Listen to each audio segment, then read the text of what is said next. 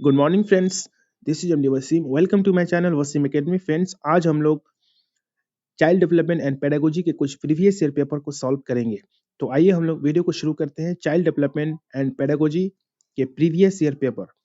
आज का जो क्वेश्चन होगा 67 से लेकर के up to the at least 10 questions को आज हम लोग इस वीडियो सेशंस में देखेंगे। अगर आप लोग इस चैनल पे नए हैं तो प्लीज लाइक और शेयर करना ना भूलें और चैनल को सब्सक्राइब भी कर दे और बेल आइकन को भी हिट कर दे। तो क्वेश्चन नंबर 67 है, in a class of the mixed ability learners, what will be your strategy for group division? अगर कोई एक क्लास है उसमें बहुत सारे एबिलिटी के बच्चे हैं, ओके, तो what will be your strategy, आपका स्ट्रेटजी क्या होगा फॉर ग्रुप डिवीजन, यानी आप उन बच्चों लोगों को अगर ग्रुप में डिवाइड करते हैं तो किस स्ट्रेटजी से कीजिएगा। ऑप्शन देख लेते हैं। Option number 1, dividing the class into the different groups according to their roll numbers, क्या बच्चों को रोल नंबर के हिसाब से क्लास को डिवीजन कीजिएगा। Option number B, dividing the class into the group dividing the class into different group, okay, on the basis of the regularity in the class attendance, बच्चों को क्लास अटेंडेंस या regularity के हिसाब से उन लोगों को ग्रुप में डिवीजन कीजिएगा। Option number 3, forming different groups with learners of mix abilities, क्या बच्चों को मिक्स एबिलिटीज के साथ उन लोगों को डिवाइड कीजिएगा। Option one D, forming the different groups exclusively with advance learner and exclusively with slow learner, क्या एक्सक्लूसिवली एडवांस और स्लो लर्नर के साथ मिक्स कीजिएगा। तो इसका जो राइट ऑप्शन है ऑप्शन नंबर सी, ओके, बच्चों को जो ग्रुप डिवीजन में हम डिवाइड करेंगे मिक्स एबिलिटीज के साथ, ओके, उसमें कुछ स्लो लर्नर भी होंगे, कुछ फास्ट लर्नर भी होंगे, ओके। तो इसका आंसर ऑप्शन नंबर सी होगा। Question number 68, good teaching implies, यानी अच्छी टीचिंग इम्प्लाइज यानी लागू कीजिएगा कहां पर। Option number 1, possessions of the higher academic qualifications. Option number B, holding the research work. Option number C, having the good knowledge of his subject and ability to deliver it, यानी subject के ऊपर पूरी जानकारी होनी चाहिए और उसको अच्छी तरीके से डिलीवर भी करना आता हो। Option number D, strong personality, या पर्सनालिटी स्ट्रॉन्ग हो। तो इसका जो राइट ऑप्शन है option number C, having good knowledge of his subject and ability to deliver it. Option number C is right. Question number 69, heightened emotionally during late childhood may come from, यानी emotional यानी late childhood में जो emotion जो बच्चों का होता है बहुत ही हाइट पे चला जाता है, ओके, बहुत ही चरम पे चला जाता है। तो 21 इसका फॉर्म है। Option number 1, environmental causes. Option number B, physical causes. Option number C, A and B, and option number D, none of this. तो इसका जो राइट ऑप्शन है ऑप्शन नंबर सी, ये इन्वायरमेंटल का कॉजेस भी हो सकता है और उसका जो इंटरनल जो चेंजेस हो रहा है, बॉडीली चेंजेस, फिजिकली चेंजेस, वो भी हो सकता है, इसलिए इसका right option option number C. Question number 7070, CCE stands for, CCE का फुल नेम क्या है। Option number 1, continuous and cooperative evaluations. Option number B, continuous and cooperative, okay, अच्छा यहाँ पे कॉम्परेटिव था। Option number B, continuous and cooperative evaluations. Option number C, continuous and competent evaluations. And option number D, continuous and comprehensive evaluations. तो इसका right option है option number D, continuous and comprehensive evaluation stand for CCE.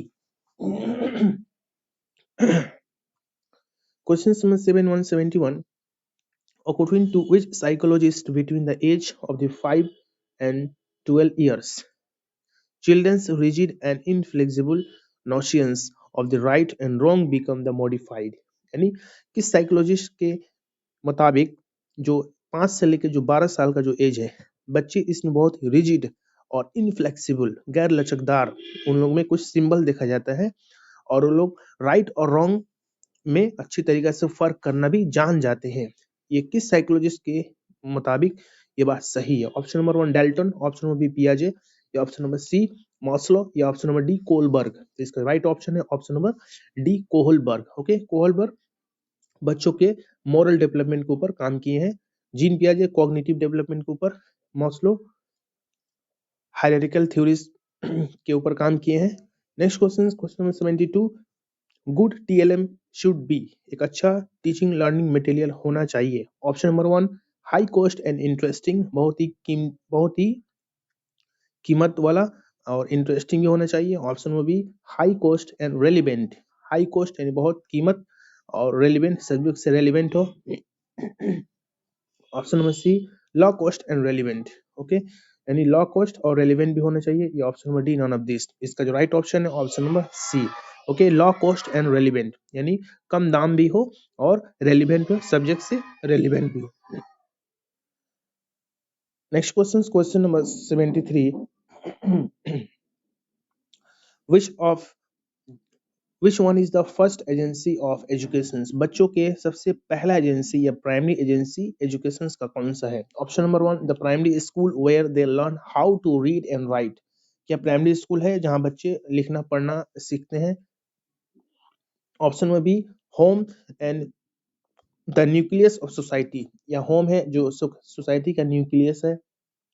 Option number C, authority which control the process of education, यानी वो authority जो education process को control करता है। या option number D, the play way method of education, या बच्चों के प्ले वे मेथड। तो जो प्राइमरी या फर्स्ट एजेंसी ऑफ एजुकेशन बच्चों का है वो है आपका घर, ओके, घर में जो फादर मदर जो और भी ग्रैंड पेरेंट्स जो रहते हैं वो वही लोग हैं जो first agency of education of a child, जिसको इनफॉर्मल एजुकेशन भी कहा जाता है। क्वेश्चन नंबर 74,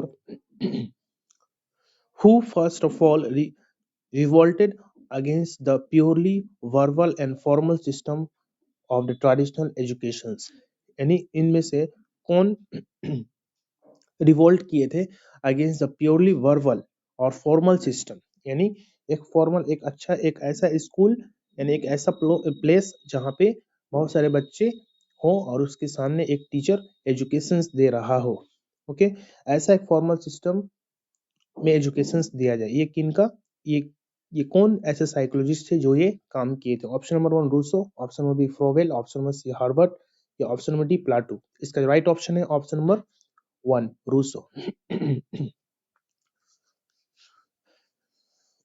इनका फुल नेम था जीन जैक रूसो और इनके बुक का एक फेमस बुक का नाम है Emile, okay, Emile. Question number 75, a child can call creative, एक चाइल्ड को अगर क्रिएटिव कहा जाए if he she is the ability of, वो कौन सा एबिलिटी रखता है या है उसके पास।